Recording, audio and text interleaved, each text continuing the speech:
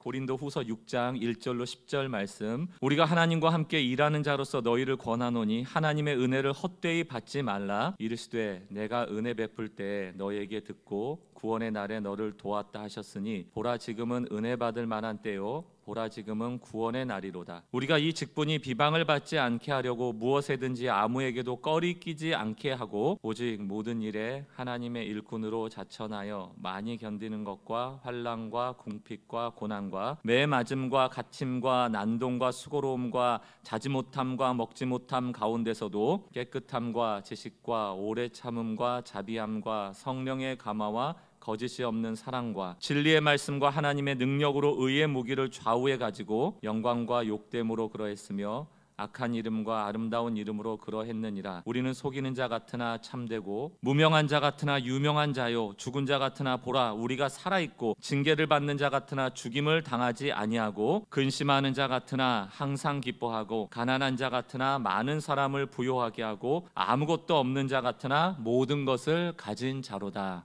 아멘. 성도란 누구일까요? 성도는 고린도 1장 2절에 보니까 뭐라고 되어 있는가 하면 고린도에 있는 하나님의 교회 그리스도 예수 안에서 거룩하여지고 성도라 부르심을 받은 자들과. 그러니까 교회는 성도예요. 성도가 교회입니다. 근데 그 성도가 어떻게 되어지는 겁니까?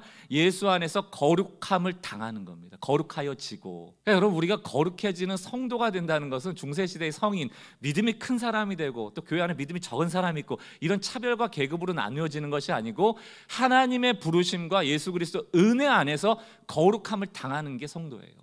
이 건물을 왜 성전이라고 합니까? 왜 거룩한 전이라고 얘기해요? 이 을지대학교 건물이 뭐 대단한 곳이에요? 아니에요. 하나님이 따로 구별하셨기 때문에 거룩하여지는 겁니다. 성전 안에 성물들이 그 그릇이 특별합니까? 아니 똑같이 흙으로 만든 그릇들이에요. 그러나 구별하였기 때문에 하나님이 거룩하다라고 인정하고 받으시는 거예요.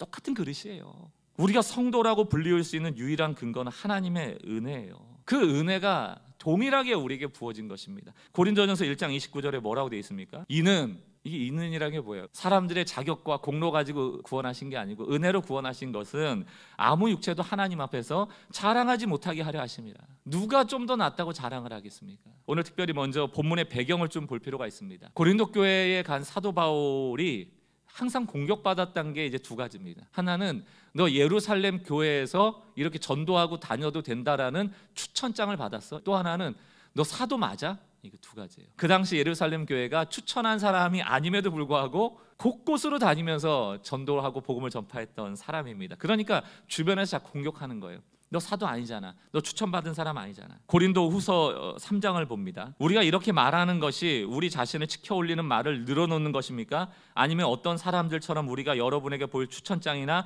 여러분이 주는 추천장을 필요로 하는 사람들이겠습니까? 자기는 필요가 없다는 거예요. 2절 여러분이야말로 우리를 천거해 주는 추천장입니다. 그것은 우리 마음에 적혀 있습니다. 모든 사람이 그것을 알고 있습니다. 이게 무슨 얘기입니까? 고린도 교회 누가 복음 전했냐? 누가 여기에 피땀 흘려서 교회를 세웠는가? 사도 바울이잖아요. 너희가 곧 그리스도의 편지고 너희가 곧 나에겐 추천장이다라고 자신 있게 얘기하는 거예요. 오늘 성도의 삶에 대한 이야기를 통하여서 우리가 스펙처럼 걸치고 있는 신앙의 외형들 말고 실제로 은혜로 부르심을 받아서 성도된 우리가 어떻게 살아가는 것이 성도다운 삶인가를 우리가 좀 명확하게 알 필요가 있다. 성도의 삶에 대해서 우리 첫 번째로 하나님과 함께 일하는 삶이다. 고린도후서 오늘 6장 1절을 보니까 뭐라고 되어 있습니까? 우리가 하나님과 함께 일하는 자로서. 오늘 말씀을 보니까 성도는 하나님의 일을 함께 하는 자다. 하나님을 위해서 일하는 자다. 그럼 하나님의 일은 뭡니까? 그런 결과를 보면 알아요. 복음이 전해지고 예수 믿는 사람이 내 주변에서 늘어나고 있는가? 그게 늘어나고 있다면 우리 성도다운 삶을 살아가고 있는 겁니다. 하나님의 일이 복음이 전해지는 일이니까. 하나님의 일은 하나님의 관심과 연결이 되어 있죠. 하나님의 관심은 사람이에요. 그래서 사람이라는 건 여기 앉아있는 교인들만을 얘기하는 게 아니고 구원받은 사람뿐만이 아니고 구원받을 사람들, 그게 하나님의 관심입니다. 하나님 사람이 구원받기를 원해요. 그들이 하나님과 관계가 회복되기를 원하고 그들을 통해서 영광 받으시기를 원합니다. 여러분의 관심은 어디에 있으세요? 신앙생활하면서. 이 차이가 결국 우리의 신앙의 차이를 만들어내는 거라고 저는 생각이 듭니다. 오늘 고린도후서 6장 2절 볼까요? 하나님께서 말씀하시기를 은혜의 때에 나는 너의 말을 들어주었다. 구원의 날에 나는 너를 도와주었다 하셨습니다. 지금이야말로 은혜의 때요, 지금이야말로 구원의 날입니다. 이거 무슨 얘기겠어요? 우리가 과거에 구원받았지만 지금도 구원의 사건은 계속돼야 된다. 누가 지금 구원받아야 됩니까? 우린 이미 구원받았잖아요. 우리 주변에 있는 믿지 않는 곳곳의 사람들이 구원받을 때요, 은혜 받을 때요, 그들에게도 구원의 때와 은혜의 때를 만들어야 될 것이 성도들의 사명이라는 거예요. 3절, 아무도 이 일에 흠을 잡지 못하게 하려고 아무에게도 꺼리낌을 주지 않습니다. 우리는 무슨 일에서나 하나님의 일꾼답게 처신합니다. 잘 보세요. 하나님의 일이 사람 살리는 일이기 때문에 우리는 사람 살리는 일이라면 그것에 꺼리낌 없는 사람이 되기 위해서 그렇게 살아간다, 그런 처신을 한다, 그렇게 말하고 있는 거예요. 오늘 나에게 일어난 구원이 누군가에게도 일어나도록 우리의 삶이 그 맥락에서 꺼리낌 없는 삶이 돼야 된다. 우리는 좀 이런 거 있잖아요. 하나님께 복 받으려면 죄 짓지 말아야지. 늘 나 중심적이거든요. 내가 선한 삶을 살아가는 이유가 다 나 잘 되기 위한 일이거든요. 그러나 오늘 주님께서는 좀 사람에 관심 가지라는 거예요. 너에게 주어진 구원과 은혜가 누군가에게도 전해질 수 있도록 너의 삶을 좀 처신을 잘해라. 오늘 그 말씀을 하고 있는 겁니다. 두 번째는 성도의 삶이라는 것은 견디고 갖추어야 하는 삶이다. 오늘 본문에 보면 견뎌야 할 삶이 나오고 갖추어야 할 삶이 나옵니다. 먼저 4절 말씀을 보세요. 견뎌야 할 삶에 대해서 이렇게 쓰죠. 우리는 무슨 일에서나 하나님의 일꾼답게 처신합니다. 우리는 많이 참으면서 환난과 궁핍과 공경과 매맞음과 옥에 갇힘과 난동과 수고와 잠을 자지 못함과 굶주림을 겪습니다. 이게 성도의 삶이래요. 근데 이게 여러분 우리가 당하는 고난하고 좀 다를 수 있어요. 지금 사도 바울이 당한 고난은 뭡니까? 하나님과 함께 일하면서 사람 살리려다가 지금 이런 일을 당한 거죠. 정확히 얘기 드리면 여러분들 중에서 좀 사람에게 이렇게 호의를 베풀고 복음적인 삶을 전하려다가 당하는 환난들 있잖아요. 우리가 이 복음 전파하다 보면 이런 환난들이 우리에게 온다. 그렇기 때문에 우리가 갖추어야 될 것도 말하고 있는데요. 6절부터 8절입니다. 또 우리는 순결과 지식과 인내와 친절과 성령의 감화와 거짓 없는 사랑과 진리의 말씀과 하나님의 능력으로 이 일을 합니다. 우리는 오른손과 왼손에 의의 무기를 들고 영광을 받거나 수치를 당하거나 비난을 받거나 칭찬을 받거나 그렇게 합니다. 그러니까 여러분 우리가 인내하려면 하나님에 대한 지식과 그 사랑의 마음을 갖추어야만 그게 가능하다. 저는 아까 전에 견뎌야 되는 것 있잖아요. 인내하는 것, 그게 사역이에요. 갖추어야 될 것 있잖아요. 살아가는 것, 또 말씀 보고 지식을 갖추는 것, 그게 사역이에요. 요한복음 6장 28절 29절 보면요, 제자들이 물어보거든요. 그들이 예수께 물었다. 우리가 무엇을 하여야 하나님의 일을 하는 겁니까? 이런 질문할 때 많은 사람들은 이거 봉사하고 저거 봉사하고 여기 헌신하고 여기 희생하고 어디 가고 저기 가고 얘기할 텐데 예수님이 뭐라고 얘기해요? 하나님께서 보내신 일을 믿는 것이 하나님의 일이라고. 이게 뭡니까? 내면에 그 은혜와 지식으로 채워져야만 그것이 가장 중요한 사역이라는 거예요. 이것 없이 껍데기가 움직이고 다니니까 교회가, 공동체가, 한국 교회 안에 얼마나 수많은 문제를 일으키고 있습니까? 여러분 사역은 내 내면을 갖추는 것이다, 또 인내하는 것이다. 분명히 좀 여러분들 명심하셨으면 좋겠습니다. 마지막 세 번째가 무엇인가 하면 무명하나 유명한 자의 삶이다. 9절 말씀을 보니까 성도는 무명한 자 같으나 유명한 자다. 이 정체성을 여러분 분명히 좀 기억하셔야 됩니다. 저는 가보지는 않았지만 미국의 알링턴 국립묘지에 가면 전쟁에 나갔다가 전사한 신원을 모르는 5,000명의 용사들이 묻혀 있다고 합니다. 그래서 무명의 용사 무덤 이렇게 명명되어지는데 거기 묘비에 보면 이런 글이 있다라고 합니다. 여기에 오직 하나님만이 알고 있는 명예롭고 영광스러운 미국 용사가 잠들어 있다. 이게 무명하나 유명한 자예요. 이 무명하나 유명하자는 게 뭡니까? 사람들에게는 비록 알려지지 않고 무명한 존재 같지만 하나님이 알아주는 존재라는 거예요.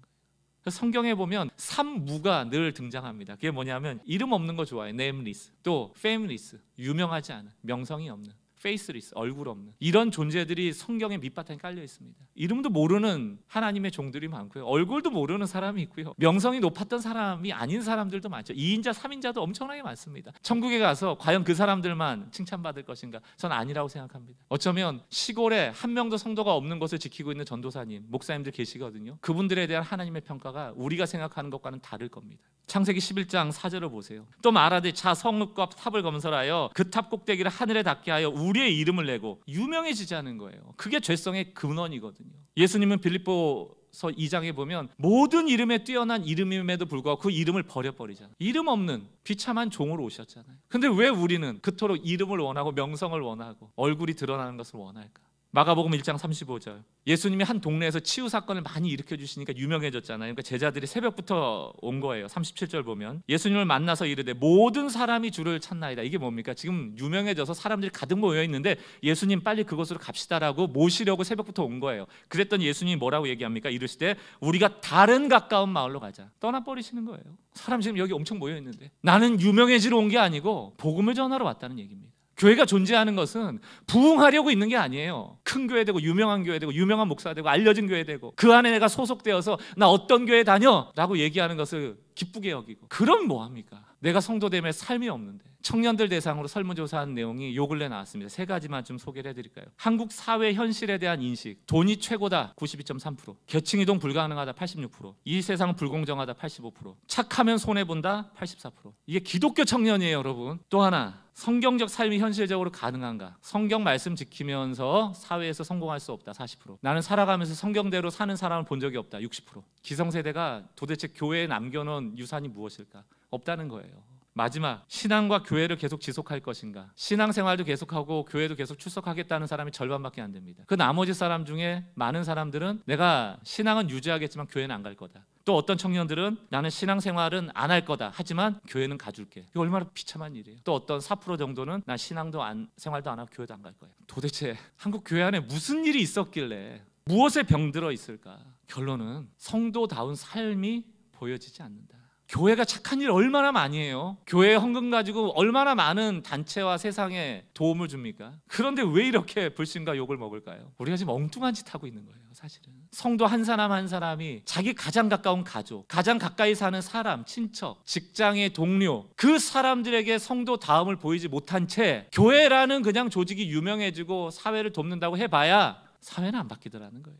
마태복음 5장 16절 결론 말씀으로 맺습니다. 이같이 너희 빛이 사람 앞에 비치게 하여 그들로 너희 착한 행실을 보고 하늘에 계신 너희 아버지께 영광을 돌리게 하라. 성도의 삶, 과연 나는 하나님과 함께 하나님이 원하시는 일을 하며 신앙생활하고 있는가? 나는 그것을 위해 은혜 받고 있는가? 그 은혜로 말미암아 나는 인내하고 있고 말씀과 사랑의 마음을 갖추도록 애쓰고 있는가? 그것이 보여지는 곳에서 나는 무명한 자로 기뻐할 수 있는가? 이게 회복되면 하나님께서 기뻐하시겠고, 어느 정도 시간이 지나면 또 하나님이 진정한 복음의 부흥의 때를 허락하시겠죠. 나의 성도됨을 세워나가는데 온통 관심을 기울이셔서 여러분의 착한 행실을 통하여서 여러분이 주변에 예수를 알아가고 복음이 전해지는 은혜의 역사가 있기를 주님의 이름으로 축원합니다.